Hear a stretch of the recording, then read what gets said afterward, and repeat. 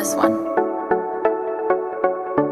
I want them to see you, so I'm climbing up to the top of the world to show what I'm made of, 'cause I've got a light that's out. Hey there, how you doing? This week we're in John chapter 12, and we're looking at the word anointed.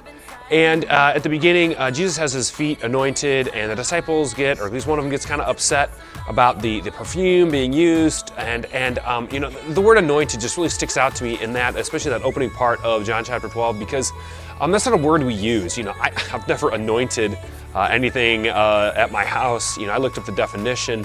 I encourage you, maybe you to do so the same, but it means that you know, you put oil on, or you make something special, or you consecrate or dedicate something that is holy and sacred. And you know, outside of my relationship with Christ, you know, I don't have a sacred guitar or a you know, I might try to treat it that way, but it's nothing that's holy, that is that special. And so I think sometimes when we read something like John chapter 12, we get it's kind of a struggle to read it, because we just don't really understand how special, how holy, how sacred, how anointed Jesus is.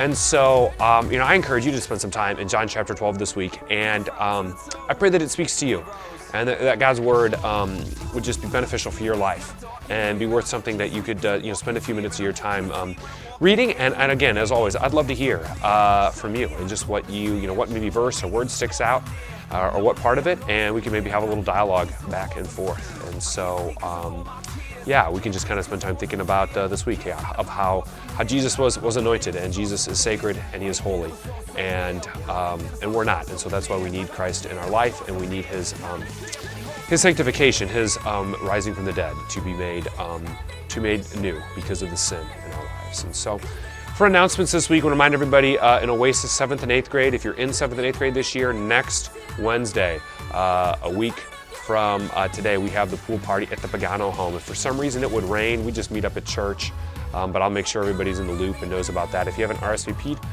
let me know about that.